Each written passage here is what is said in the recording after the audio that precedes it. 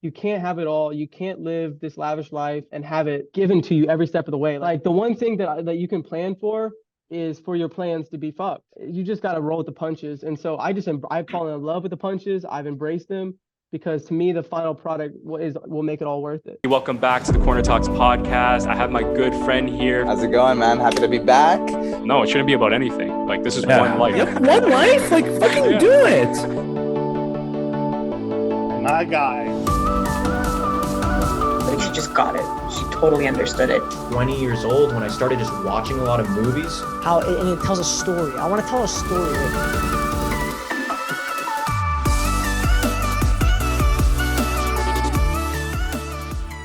Talented film director and photographer Josh Ceranic. What's going on, buddy? How are you? I'm doing well. How are you, man?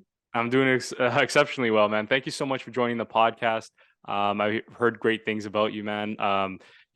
Received an incredible recommendation from our mutual friend and prolific creative Tyler Seller, who manages Masshole Media, and he highly commended your filmmaking experiences and career. First of all, I just want to say thank you to Tyler for the high praise and just connecting both of us. He's a super nice guy, super talented individual. Yeah. And I was over the moon at the chance, to be able to work with him and his company. And so the stuff they're doing and his vision for the brand is awesome. And so love that guy. Glad our mutuals connected us. And so super cool of him to do, I guess. Yeah, no, that's great. Wow, what a beautiful sentiment toward Tyler, right? Like, the guy is just endlessly generous. So remarkable and refreshing, I have to say, in today's day and age, right? Like, definitely in a highly competitive space, but you have this kid with such sincerity. Like, from day one, I was even like kind of beside myself, like, bro, like, you're sending me all these like guests and you don't even have to, like, connected to like high profile talent and artists, all of the kindness of his heart. So extremely selfless. So we commend you, Tyler. Thank you for that, for connecting us. And throughout our correspondence, my correspondence with Tyler, I should say, I came to understand your remarkable accomplishments and impressive resume, which includes a litany of celebrity clients and notable world-class music tours. So you got a lot going on. It's very eye-popping. Well, yeah, with being a full-time student still, and staying in college and trying to get out and travel when you can to do some of these, otherwise impossible, events. Of course. Just last year in film school, I wouldn't be allowed to do any of this. And so I'm now a humanities major, and it seems weird to a lot of people, but changing that major has actually allowed me to be more free with some of my outside work and endeavors, I guess. So no, that's awesome, man. And I have to say, like, it's highly admirable. You're not the first guest to tell me that they're in school, they're university, college, whatever have you. And you guys are just working in school full time, but working also on the side, and, responsible for these incredible projects that require such an effort. And, you're not working like little retail jobs or like, waiting tables at a restaurant. Well, I am actually. Okay. Well, you are too. That's insane. I have like 2 jobs. That's awesome. And, like, I was waiting tables at Village Inn 6 months ago. Oh, that's so funny. Like, I was serving the church brunch group every Sunday. Nice. I've worked every job you can imagine. I'm right now. I'm 2 days a week at a after school teen center, where I'm just playing basketball with kids. Nice. I'm a media manager at a nightclub in town, where I'm doing their weekly recap videos, photos and videos for them. Doing small commercials for companies or businesses around town. And then pouring all that money, because the thing is all the exciting stuff I've done really hasn't made me money. It's made me a little bit here and there. Yeah. But those are the gigs that open up the opportunities for me to make money in other places, and then that money ultimately goes back into some savings, and then some it goes into just the traveling to get back out there to do another big thing, or just renting something to go back out and do that next big thing. But the thing is, you just can't care about the money if you're excited about this, because none of the clients I've worked with, if money was coming first, even my parents are like, well, they're paying you, and why are you doing it? A lot of people don't understand it. Yeah. But you just, until this industry needs me, which it doesn't care about me or you. It just, we're dispensable, so until that they need me, I've got to take some free gigs. I've got to put my head down and just do the free work. So I love that. I love that you had the courage to kind of be transparent about that. Some people might come on here or just in general, like talking amongst other creatives and say, yeah, like they paid me this, or they not be so open to disclose, the details of those gigs. And I think it's so important, right, to educate creatives on what they're getting into. Because if you were to tell me, if you were to inflate your own self-worth and say like, oh yeah, they paid me a shit ton of money, I'm doing this and that, but you're lying to yourself, it's like, then I would be, taking it to heart saying, fuck, like, then why am I not getting paid for my gigs? Like maybe I should go back to that. But you're kind of acknowledging the fact that, hey, you got to do this stuff for free. And this is a common theme, man. A lot of creatives that have come on, Tyler Seller being one of them, than myself, right? We've taken gigs where it's hard to justify to family and friends, like, wait, why'd you work that for free? Or why did you give them a discount price? But the exposure, the value goes a longer way than the monetary gain, right? Because that's only short term. absolutely. So it's a conundrum, man. It's something that you and I, that's why I love bringing on creators like yourself, and it's a little community I'm developing where we kind of act as like therapists for ourselves whenever we need to, right? It can get tumultuous, man. Like it can get pretty intense.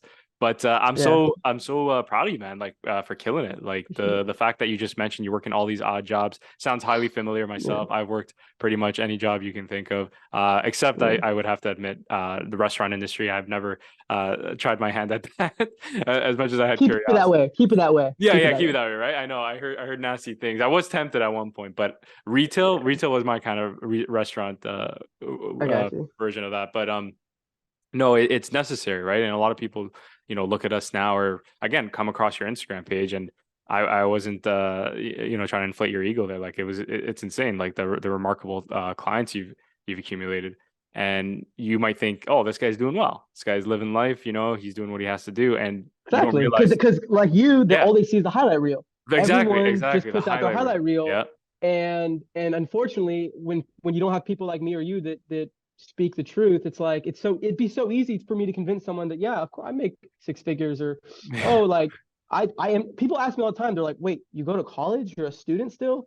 And then they'll say, sometimes this actually brings me down a little bit, and I'm like, damn, because it's like, wait, what am I doing here? And I actually ask myself that question a lot. But they'll be like, what are you still doing in Tallahassee? Why are you?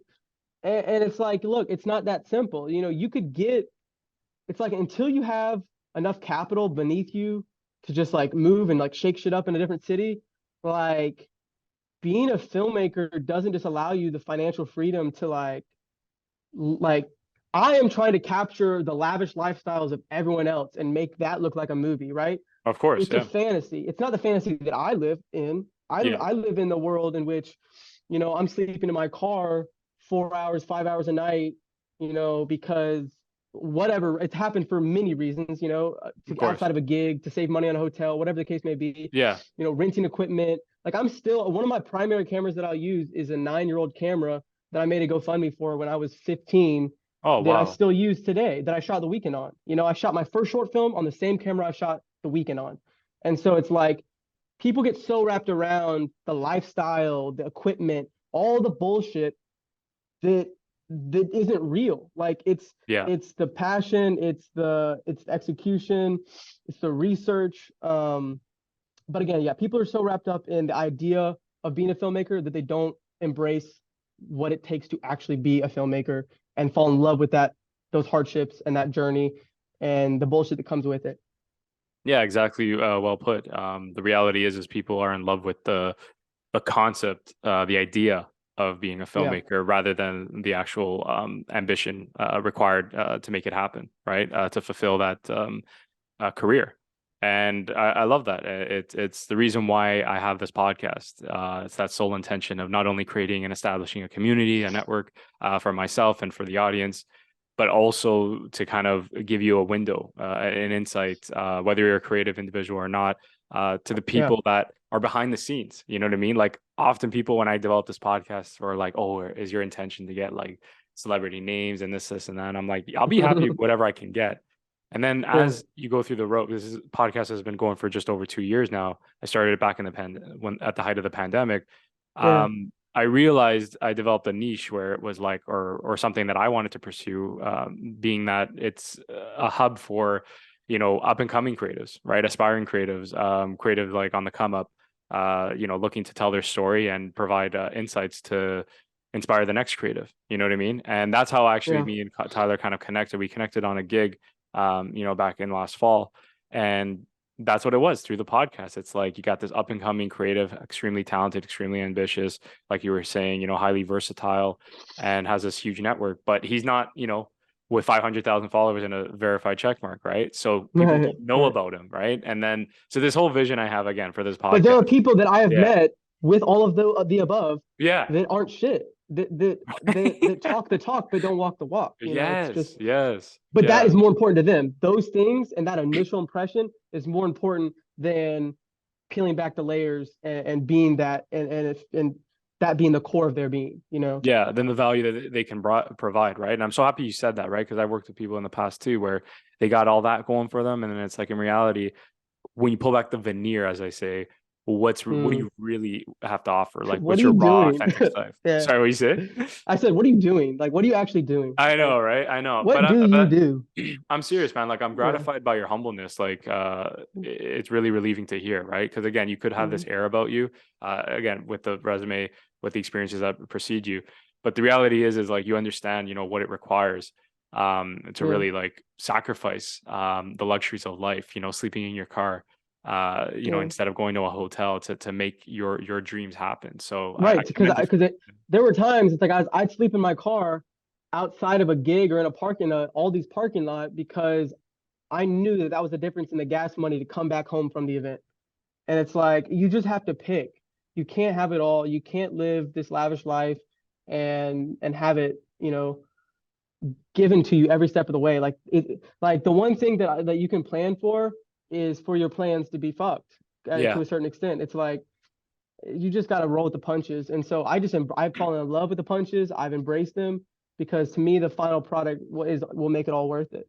Yeah, I love that. I love that mentality. And ironically so, like I think as much as social media has elevated our careers, and something that I'll discuss with you later on in the podcast, it's also detrimental, to our perceptions of the reality of the industry. I know it gets to me. I'm guilty of it. Sometimes we question where we are in life. Like, what the hell's going on? Like, I've done all this work, and this person knows this person's doing that. And you got to just like retract that and focus on what you can deliver, and only you alone, and not look at your surroundings, right? So great mentality, bro. So going back to like you as a filmmaker, something that I always want to understand from my guests is how their passion kind of originates, how and how you kind of cultivate that. So how did your passion for filmmaking develop? So growing up, I mean, there wasn't something I was more in love with when it came to like movies. Like I remember the first movies that I really gotten into were like Star Wars and the Tim Burton Batman movies. Yeah. And I remember just those movies I was just enamored with. And I remember my parents setting up play dates, me and other kids. I'd go to whoever's house, right? It's like a family friend's house. I'd end up like digging in their parents' like VHS collection. Yeah. Like totally like out of bounds, like in their little media cabinet. Yeah. And I would pick out like I would just think that I would be aware of the fact that I was a 5-year-old kid asking about something and that I would be perceived as cute. So I would be like, let me grab a couple, and I would think about how to convince like the other parent, like, hey, do you mind if I borrow these? And I mean, honestly, I look back on it, it's like I'm kind of putting them on the spot because who are they to say like put those back? Like, but at the same time, like that about me has never changed. The just going up to the person and asking for exactly what I wanted. Like I did feel weird about it, like even then, but it's what I wanted. I asked for it. I knew the worst they could say was no, so I just went straight to the source. But Awesome. Growing up, like 6 or 7, it was the Batman movies, and then it became a lot of older James Bond stuff. My parents were like, no PG-13 movies until you're 11, 12, 13, no R-rated movies. Yeah. And so knowing me, I'm such an all or nothing, push the envelope kind of person. Right. like I started doing my research and like I was like, wait a minute, back in the day, the PG movies weren't PG movies today. Yeah. And so I've delved into all the old Clint Eastwood westerns, all the old John Wayne movies, because he was in every kind of boyish action movie you can imagine, Right. war movies, uh, assassin movies, you know, westerns, whatever.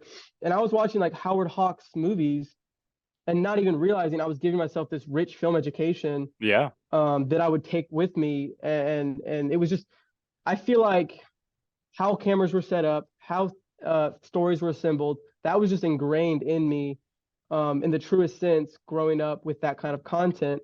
Um, and then like I always tell people that the greatest thing my parents ever did for me was read to me growing up. Oh I wow. would, I swear to God, more than any No, of the I, movies I'm I saying watched. that's remarkable to hear because my parents regret that every day. Like they had Mhm. busy schedules kind of thing. But Yeah. I that's something, God willing, I have a child would do. So to hear that coming out of your mouth, wow, that's amazing, man. Yeah, and that's something that I didn't even realize was so important until I was probably a freshman in college. I Right? kind of put two and two together that I was like, okay, my sense of storytelling was informed by all of those books that were read to me three, four, or five, you know, before Yeah. going to bed, they'd read a story, and then you know, flick the lights off, and I'm just laying there, and my mind would just be awake with whatever story had just been told to me. And I Right. remember, you know, before going to sleep, it's like I would come up with like alternative storylines or alternative endings in my head, and then Sounds of so course familiar. they yeah, and of course Yeah. I'm sure yeah, and they encouraged you know, reading so much on my own throughout the rest of elementary school and into middle school and onward, and I think that just absolutely gave me the leg up as far as just being like an imaginative person that has a concept of storytelling. That's awesome. So That's a yeah, very insightful story. And again, highly familiar. In terms yeah. of my origins of being passionate about film and being accustomed to film. Sorry, introduced. I mean, what I mean by that is like my parents, introduced me to film when I was at a young age. Probably even before I could speak or think of. I was like a newborn, so that was like a ritual they had, right? Like every Saturday night, they would like watch a movie, and they would just Oh, nice. have me sit down with them, right? And then as you get older, right? I guess that was their way of reading to me every night. They would just watch Yeah, movies.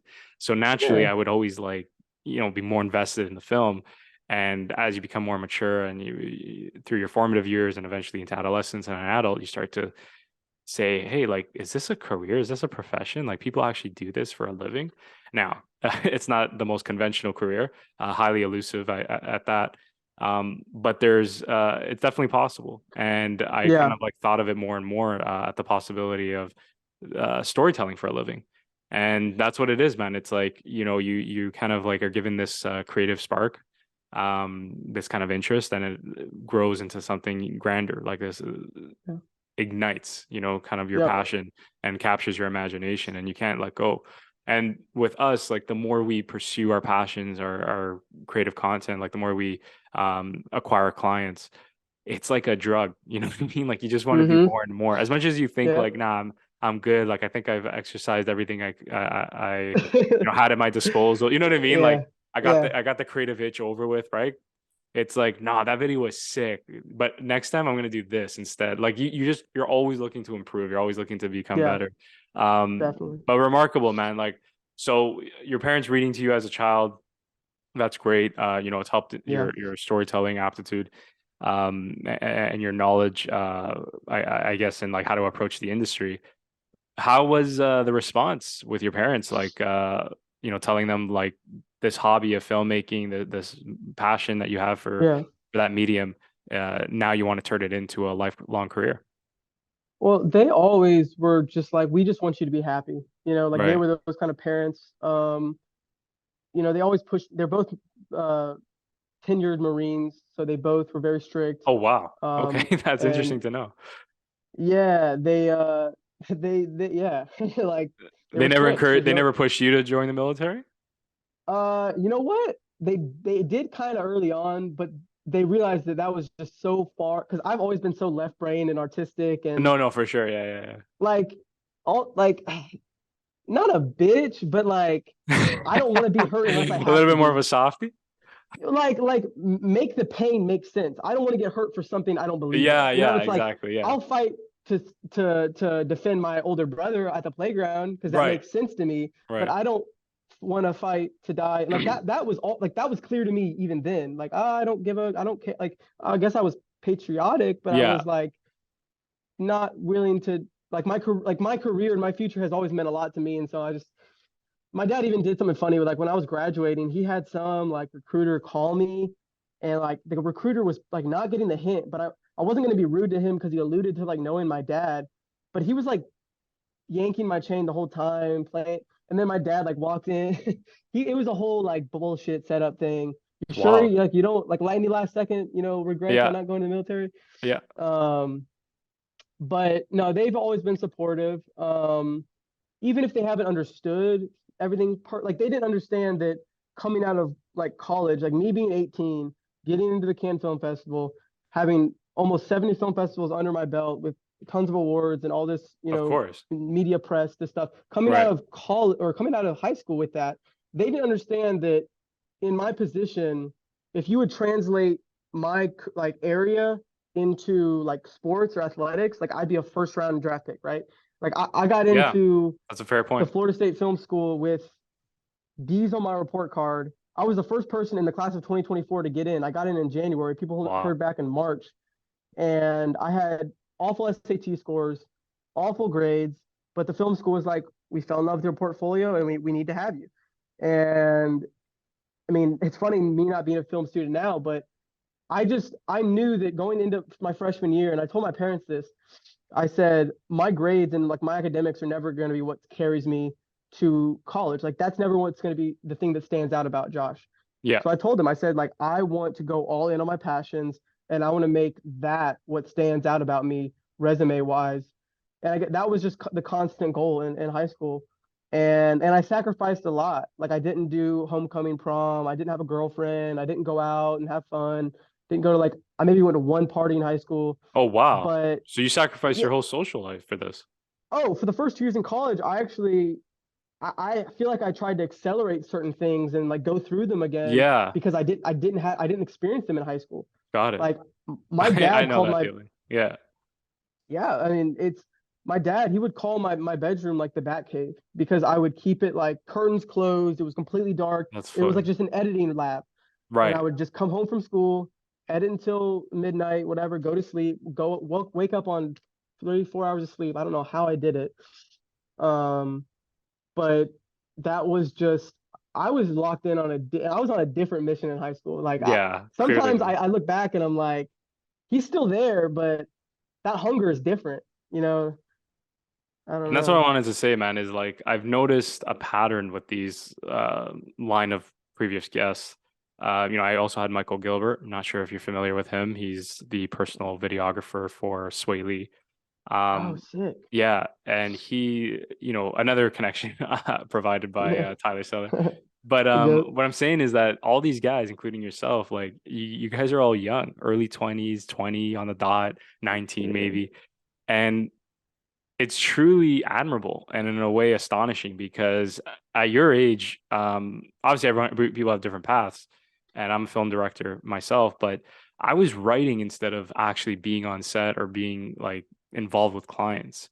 Mhm. Part of the reason is I didn't have the tenacity, the intuition, the fortitude, really, right? Yeah. I came from an immigrant family, so the mentality was very different. They always supported me, but it was never that like push, like I had to tell them like I want to do it. You know what I mean? Yeah. And what I'm saying is like it's just amazing to me, like, how you guys like have come all this way, considering, how young you guys are, right? I want Yeah. to ask you, what do you think that is like at this time, like where 19 and 20-year-olds are like killing it, you know what I mean? As they say, like building It's a lot businesses of things. and things. What do you think is responsible for that? I think it's a couple things. I think one, of course, the advent of social media Yes. and phones and cheaper, high quality cameras and 4K everything. I think of course resources are available, more so than they've ever been. Um, but I also think there's this pressure that's put on us, or that we put on ourselves, certain people, that there's certain ambitious people that look to their idols, or to people that are doing more than them, or doing exactly what they want to do at some point, Right.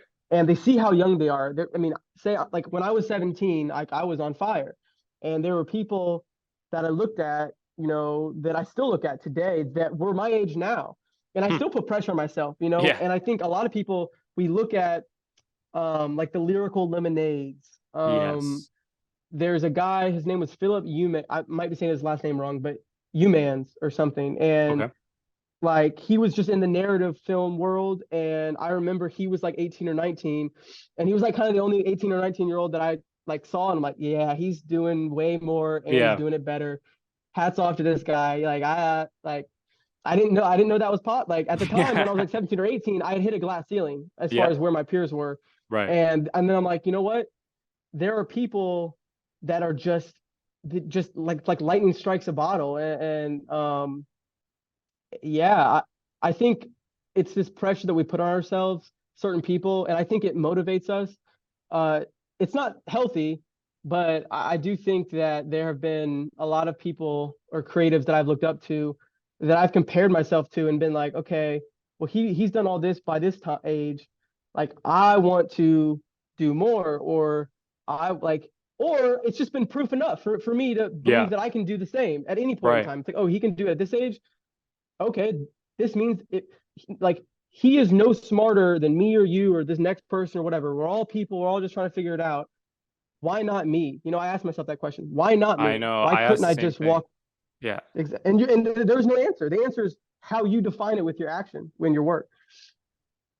That's Yeah. true, man. And I'm so happy you're able to provide that insight, because it's something that a lot of creatives often struggle with, including myself. And I bring it up because I've been kind of going through that. It's ups and downs, right? You catch me on a good day, I'm probably not even thinking about it. But quite recently, I've been hitting a little bit of a creative lull.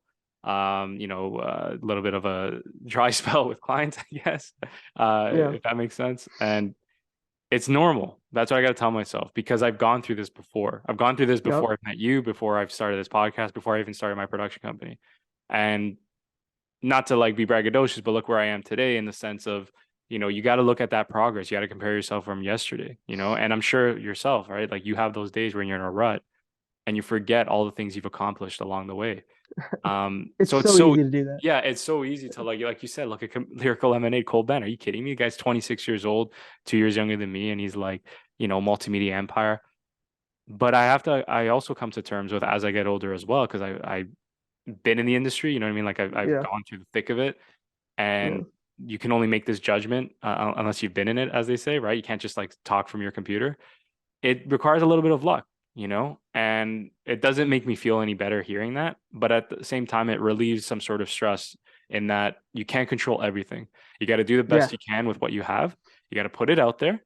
You got to show up every day if possible. You know what I mean? If you're mentally there, and the rest will kind of come to fruition, if it may be, Right.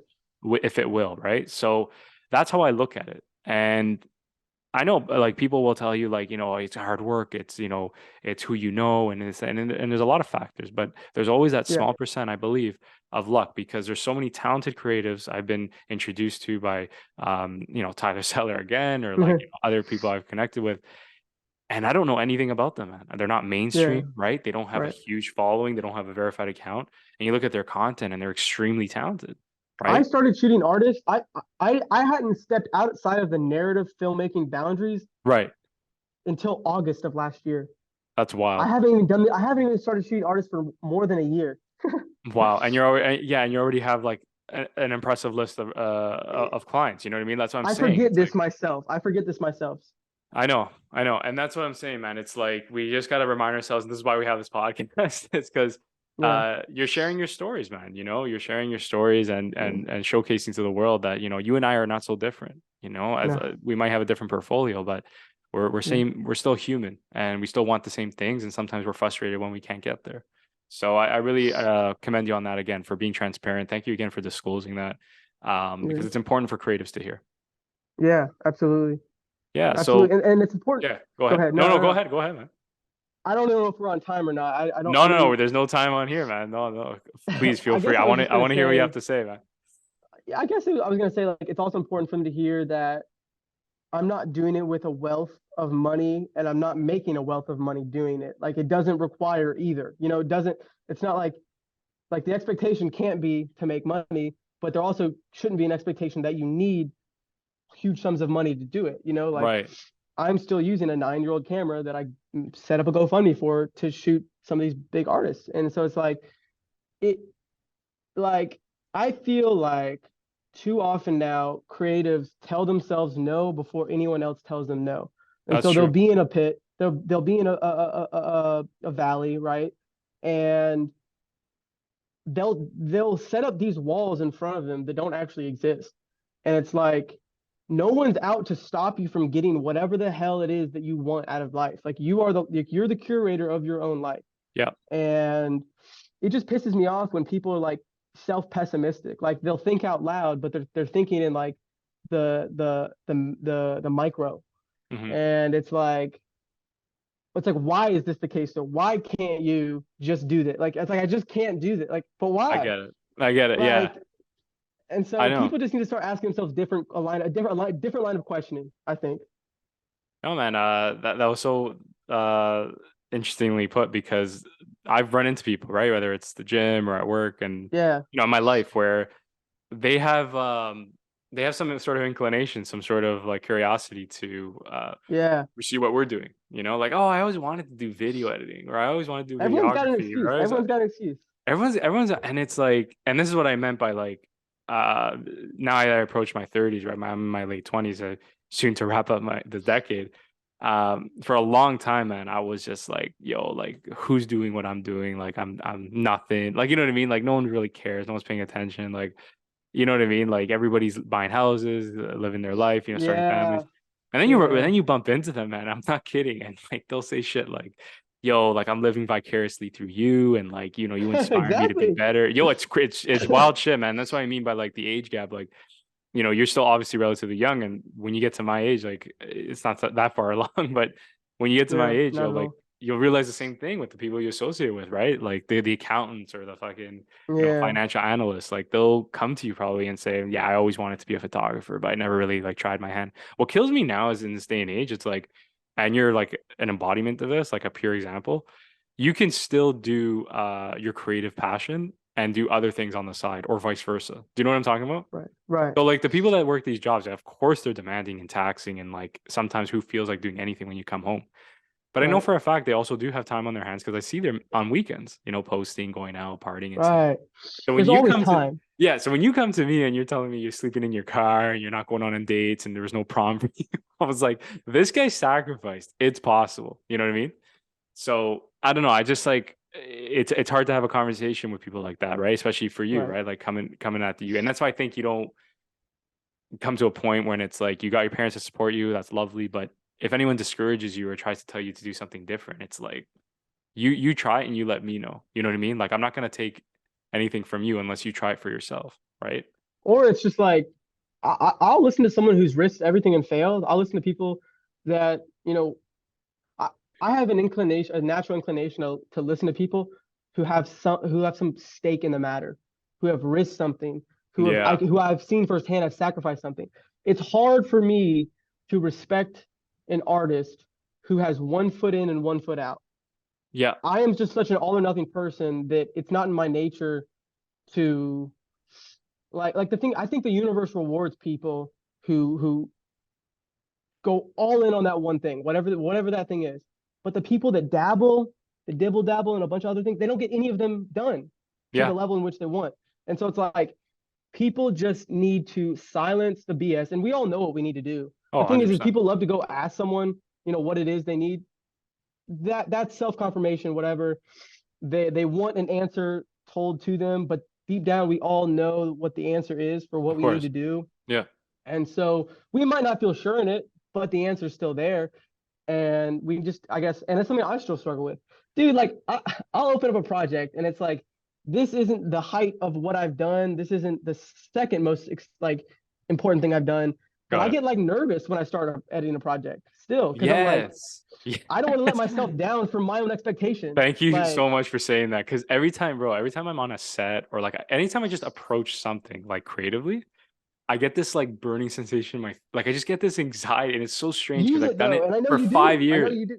right? I've done it for 5 years, bro, straight. Even I'm not kidding you. You know what's questions I sent you for the podcast? They're great Even questions. that. I was, Thank you, sir. Thank you. yeah. Even that, I was like this like wave of like stress. I don't know why, but I think that's what it is like I've often heard this with creatives or people in our industry. It's like when you're nervous, that's a tell that you still care, and that's so important. Yes. You know what I Yes. mean? So it's like at the moment I say like, yeah, why would I be nervous? Like I got this. I feel like that's when you start slipping. That's when you suck. That's Yeah. when you suck. That's when you suck. Because then why would you want to improve if you know you're good, right? If you think you're good, I And mean. and, Yeah. and if it's in your bag and like you're so in your element, why are you doing this? That means you've already done it. That's right. That's Like right. you're not improving. You're And not. and as filmmakers, you can agree with me on this. Is the reason why we're doing it, especially because you're passionate about storytelling. We're trying to tell the perfect story. It's that endless chase, right? You and I, Yeah. we continually put out content because we want to tell that perfect story, the one that's going to win over the audience, right? P.S. There's no such thing as a perfect story, but it's that like idea, you know what I mean? That notion that we kind of like spend our whole lives chasing. Because the reality We is how I always look. chase Go our ahead, own sorry. masterpiece. No, Sorry, no, go it's ahead. fine. I was gonna say we're chasing a masterpiece, but the true masterpiece is the journey that we're on and that we're creating for So true. ourselves. Yeah, and we That's the don't, beauty of it. and that's the thing, right? It's like I blame this is the dichotomy of it, right? Like social media has enhanced our careers, got us to the point of having each other speak on a podcast like this. Yeah. But at the same time, it's also made us feel like we ain't shit. You know what I mean? Like we haven't done anything. And it's a weird juxtaposition. Yeah, it's interesting. Because But now content is so consumable that it's just a lot of times in one year out the other. Like it's rare that something has like a lifetime. exactly. No, exactly, man. And well said. So yeah, I'm glad we see eye to eye on that. I want to now get into your astonishing career, your resume, because I keep bringing it up, and people should definitely get a taste of what I'm talking about. So,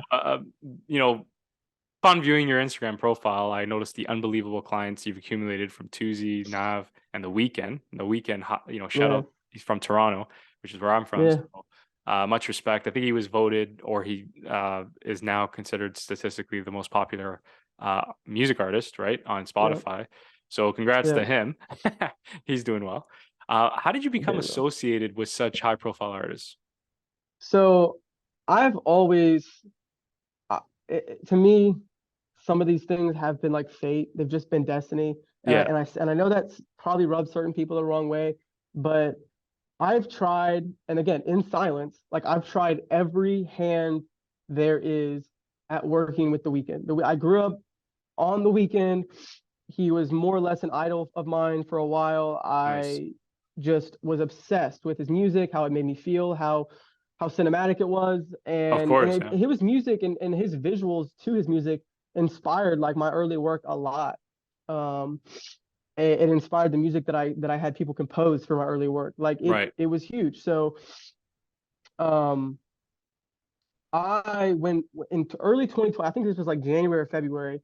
I had already like done a little bit of work with 88 Glam. It was a conglomerate, it was a rap group that was based out of Toronto that had signed to EXO, had signed to Republic Records. I had some business dealings with their team.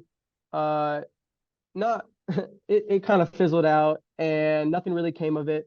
But I was trying every angle to be able to work with Abel on something for some strange reason. Nice. And I saw him wearing this hat at an art gallery in February of 2020. And it was at like an LA art gallery. And this brand was called Restricted. And it was called something Restricted. And it was a newer brand. And I'm like, okay, I want to work with the brand that Abel is wearing. Yeah. That's because that's the foot in the door. I'm like, okay, if I can't work with him, I want to work with things he puts on his body. And you'll figure out how he like became connected to you guys, right? Like I didn't even think that far ahead. But okay. You're just like, I just want to be associated with the brand that associates with the Weeknd. I just need to get closer. I need to get closer. Got it, so so it worked out. It ended up being, I reached out to them, I pitched myself to them. Yep. And it's this guy named Kyle Farber. Can't say enough good things about him, but he's based in Broward, down in South Florida. Nice. And he was having to drop a couple of clothes were getting put out like in a later month, and I was like, let me do some promo stuff for it, and we didn't even get together and shoot it, but like I was just making like promo visuals, just like just myself, just like Right. like visuals that closely aligned with what he had in mind for the clothes, stuff that was on the clothes. But I did these little video promos I did 2 of them for 2 different drops for this brand called Restricted, and they do really well, and the people, he really likes them. He ends up sending them to the middleman between Abel and the brand. So it's not like the Weeknd is just coming to this brand, this obscure underground brand is like, hey, I want this and this and this and that. Right. And all the while I'm doing this, he's like wearing the brand more. Like he wore their jacket while he was like warming up for the Super Bowl. Like he was wearing their stuff a lot more. Interesting. And so I do the 2 videos. The middleman, his name was Art Mackey. He was friends with another guy who's closely connected with Sal XO. This guy named Manny Dion. They're all record label heads. They're all in together in the XO camp. Interconnected, but yeah. This guy named Art Mackey, he takes the clothes, brings them to Abel. Abel decides what to wear, when to wear it. Most of it never gets put on. And so he sees my stuff, sends them to Manny. I have screenshots where like Manny loves them, fucks with it. They get sent to Abel. I heard through the grapevine that Abel likes the videos, right? And that was enough to blow my 18-year-old Oh my head God, off. no way. That was the first time Abel saw my stuff, was a couple years ago in 2020. Love that. Yeah. But what really blew me away was he told me it wasn't really the video that he loved, it was the music behind the video. And so I had sent some Kissland music and like some other references to a friend of mine. His name is Zoel, and he's like this house experimental electronic musician, and I had sent him the references. I kind of told him what I wanted. His music is what was on my promo video. That on the second promo video, Art ended up telling me that Abel liked it so much that he stripped it and put it on a hard drive, and it's sitting somewhere in a studio. And whenever Abel gets into album mode, he comes into the studio, he combs through this hard drive full of like musical inspiration and sounds. Oh my God. And it's just sitting in a hard drive somewhere in a studio. No, he's never going to use it. This creative piece of content that you've made that found its way to Abel, the Weeknd. Right. You're saying uses this now out of one of many, creative resources, uses that to for inspiration when he's making his next album. That's insane, bro. That's, for me, it's like when you hear a story like that, it's like I'm obviously proud of you, and I'm happy for you, but it's like I could easily be like ignorant and say like, how could you ever feel like, down on yourself, like here, just knowing that, right? But this is what I mean by like the amount of times I felt down since then. I know, because think about it in a way, right? It's like you made it in a sense because like that was your hero, and like that's he knows of you, and like he respects your craft. But the reality is like that's just such a testament to like the creative mind. Like we're always wanting more. We always want to do bigger things. And that's the thing, is I was excited for like a day about it. I was in the middle of the pandemic. Isn't that crazy? Yeah. Nobody like, but because I honestly don't, because it didn't come from like his lips. It's like I never even felt real. Oh, so you never had the phone call? No, I never spoke to Abel. I've still not spoken to Abel. And that's what I was going to get into, was like, I've just gotten so close. He's aware of me. He's aware of some of my work. He's seen my work. The knowledge of that in and of itself was huge, but it was fleeting. And so that brings me to years later where I end up shooting tour content for After Hours Till Dawn tour. So that came about through a connection I had with Tampa Bay Times. And I was able to get a press pass from them and get stage side. And I remember like seeing him making eye contact, and then just having this feeling of like, I have come to know almost everything about this man, and he's looking right through me, like because I'm just one of everyone else, and like we are just regular people to them. That's awesome. Even though he doesn't know that he's already seen something I've done, and like it was just a weird feeling. But that show, and the work that I put out for that, the fan pages ate it up. It probably got 500 million impressions, like across Oh, not just my 100%. page, but Yeah. so he at the time he followed 12 people. He only followed 12 people. Like 10 of those pages posted my stuff. He's definitely seen that stuff too. Oh no, he's But definitely, yeah.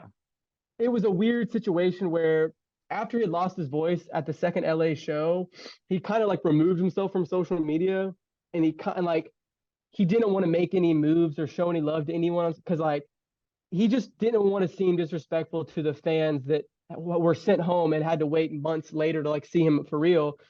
And so it was he had to like kind of like go away from social media, and so I kind of put him out at a weird time. Um, but after that had blown the door open as far as like my music industry potential, Yeah. I got a call. I started working with this music store, or this record store rather, Right. in Atlanta, was hosting a Nav event, like a Nav album release party / meet and greet with fans, and they paid me to come out and shoot for Nav. And it's crazy because I've had like dreams of this in my head. Like I've literally had dreams, and it's like I always knew deep down that I was going to meet Nav before I was going to meet the Weeknd. Yeah. I don't know why. Another It Toronto seems like an artist. order of operation. Yeah. But yeah. But I got, that connection. Nav is the most kind, down to earth celebrity I've ever met. Looks you in your eye when he talks to you, listens Nice. to what you have to say. When we were done shooting the event and all the fans were kind of like cleared out, we talked, and I was about to show him my Weeknd stuff, like Yeah. for the tour. And as I'm about to show him, he just like takes my phone out of my hand and just like genuinely is locked in on it. Huh. He sends it to he's like, send it to Money Music, a producer who works with Offset, all these different rappers. Right. Money Music was right next to him. You kind of look like Money Music in a way. Oh yeah, I'll search him up now so I can see. Not even gonna lie. Oh, that's Like true. Money Music, that's his name? Money Music. He's a little bit darker skinned, obviously, but Right. y'all have similar mannerisms. And you Sick. strike me as a taller person. Are you tall? I'm about 6 feet, yeah. Yeah. Okay. He's probably taller. He might be like 6'1", 6'2". Yeah. But That's this guy dope. Money Music, Nav was like, I'm not gonna see this if you send it to me. So send it to Money Music, and I'll be able to, have it through his phone or his DMs or whatever. And so I don't know if he ever actually watched it or looked into it. Like I got that event, and I've gotten a lot of other events, but I had connections, but I didn't get the ability to shoot his tour, the Nav tour. Like me and Nav literally talked about it, but it fizzled out. It fell through.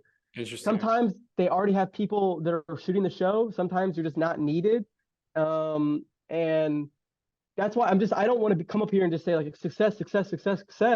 Yeah. I might get as close to Nav as humanly possible in one arena, and then like something that seems like that should be a byproduct of that, meeting, it doesn't come. Like I was talking to like his tour manager, and she was responding, and we were talking, and she just didn't get back to me, and that's fine. Like they're busy people that have so much more to worry about than me coming to the show. It happens. We tend to think as creative like we're the center of the universe, not in a kind of selfish, pretentious way. It's just we're so ambitious and concerned about the next move, right? That we often want to believe like they're gonna reach out because they see what they see in me, but it's not always personal. Right. You know what I mean? In fact, and 99% of the time, it's not personal at all. It's just business as usual, right? Like they have other people, or there's just other kind of like operations going on. Especially in the celebrity life, like as you were saying, the Weeknd, lost his voice at one point. Like shit happens, So all the people on the tour, like who knows, or like look at Justin Bieber cancels his tour, and he has like several cities left, to perform at. It just happens, right? And that's what I'm kind of understanding as I get older is life's not fair. Like it just happens to you, and you got to deal with it, and you got to navigate through it. But be grateful for the process, like you were saying. Enjoy the journey. Be grateful for all that's come before you and all you have to look forward to, right? Because the way I look at it, it's like, we were talking about our passions earlier in the podcast, and as much as we pride ourselves on the fact that we pursue our dreams and we made it happen, we didn't like conform to anyone's ideas of what we should be. We're also in a position of luxury, like a privilege, I mean, that we're able to do these professions, right? We're not living in a third world country, let's say, or we're not living Right. under circumstances that it doesn't we can't afford to do pursue an artistic life, right? Because we have kids to feed, or we have Yeah. a household to manage, right? So that's something that it's all about perspective, right? And Definitely. that's where my maturity kind of comes from, and Yeah. that's what I enjoy talking to you guys is you're extremely young, but you guys are far ahead of your years, and I think it's Mm-hmm. the experiences that kind of have matured you, because you also do work with a lot of people that are older, right? So naturally you're Dude, gonna vibe off of that, right? Yeah. I have to say, like, that has Yeah. always been the case with me. And it was like I was 16. I'll never forget that. I was 16 working on a set, and like this was Yeah. a movie called Arsis, and I loved it. That's one of my favorites of mine still. Right. And I remember like the last day of set, like I have these two professional actors that have been driving like hours to work for me for free. And I still Nice. don't know Nice. how I was able to like Yeah. pull that out. Like there was a couple films that I just had people like, so like you said, some people are just not gonna want to work with you or be nice, but some people just like they will shock you with how giving, like Tyler, for Oh example, yeah, they will shock you with how nice and available of they course. will be to you. Yeah. Yeah. And so these these two actors, one of them was like literally flying to New York to do a movie with someone from The Blind Side. She had just got done shooting Ballers with The Rock in Miami. She was like doing shit, and here she is on my set with my DSLR. And like the last day, they're like, "Oh, so what college did you go to?" Like 16. I think I still had braces on at the time. Did I? Yeah. I don't know if I did or not. But they thought I was like 21, 22. I just turned 21, and this was in 2018. So like Nice. I just told them, I didn't even tell them that it was a college. I just said, I told them my school name. And I said, I go to Harrison. And they're like, oh, but I That's don't think crazy. I mean, I think they did, learn my age, but most people like, they end up working with me just off of the email that I send them. Mm. Like, that's one thing I guess I'll say about me is like, back when I was younger, I used to be like, all right, this email, it's got to be the best piece of writing ever written. And I would Yeah. spend Ever like constructed. Yeah. 3 days on the golden cold email. Yeah, And man. dude, I swear to God, It's a skill. emailing is what got me everything I have today. Oh yeah, but Emails. that derives from your parents like reading to you as a child. Like they've done Yes. studies, like it's made you an articulate, eloquent individual, right? And how you communicate.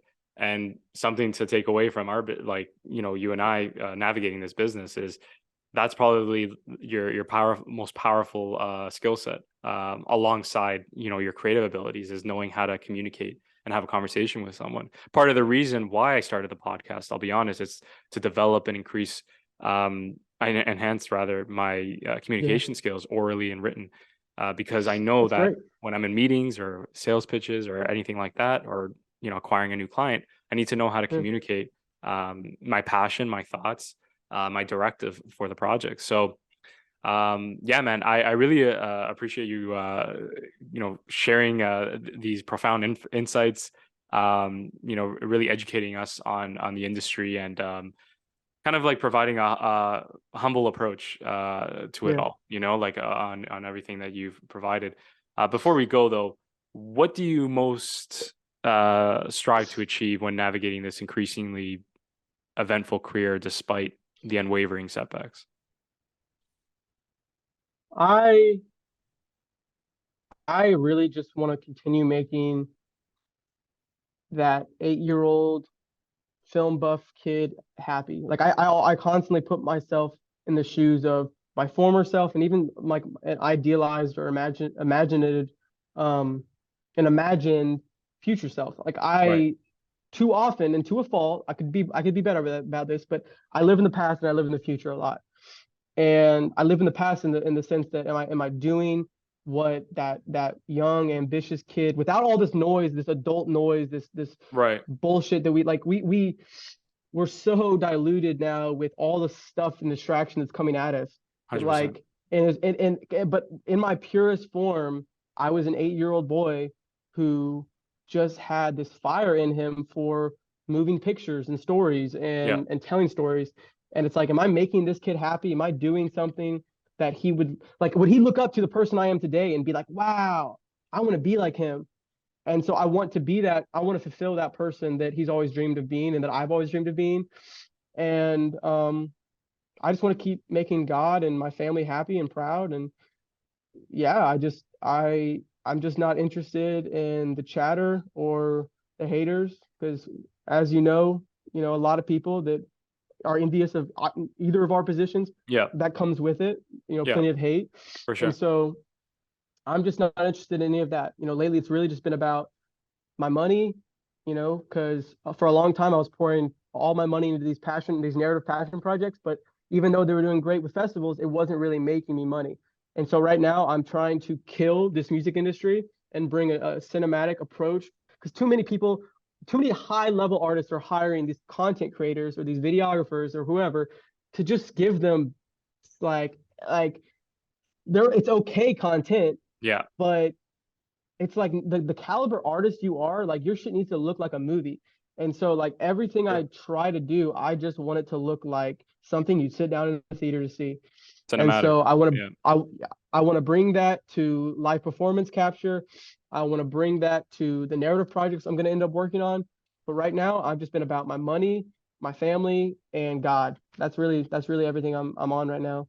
So well said, man. Couldn't have said it better. Much love and respect to you, for having such a noble cause, noble kind of motivation towards your career. Because those are the things you stated about, God, family, friends. The passion itself, that's what's gonna propel you forward and keep you on track, keeping you authentic. So I wish you nothing but the best, and I really appreciate this conversation, Josh. I appreciate it, Daniel. I had a great chat. Thanks Awesome. so much, man. Yeah, of course, buddy. So thank you again, Josh Ceranic, for coming on the podcast, sharing your insightful views and experiences in the entertainment industry. Thank you, everybody else, for listening, and we'll talk soon.